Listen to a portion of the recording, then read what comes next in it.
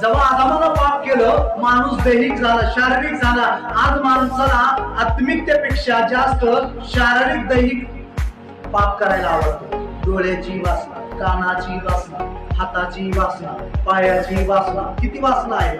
दैहिक पाप काय परत एकदा वचन मान आपल्याला ठाऊक आहे की आहे मी तर असा हात ठेवा ना, मी तर दैहिक पाप तुम्हाला गणित 5:19 मध्ये भेटते तुम्हाला. दैहिक पाप मत्ते 15च्या मध्ये दिसतील तुम्हाला. तोंडानं काय येते? शिवीगाळ येते, तोंडानं निंदा येते. हे दैहिक पापाचं सांगत आहे. गणित 5:19 मध्ये दिलेला आहे. बेबीच्या डोळ्याची वासना, देहाची वासना.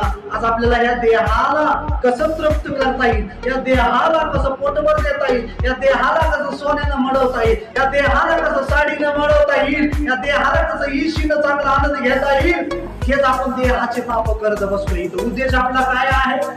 या शरीराला कसं देहपूर कसा बाहेर येतो असं जेवण, एवढंच आपलं चाललंय. उद्देश आपला एवढंच आहे. त्या देहाला कसं भेटलं आनंदाचं चांगलं चुंगलं. एक काळी पिशवी हातात दिसली की मस्त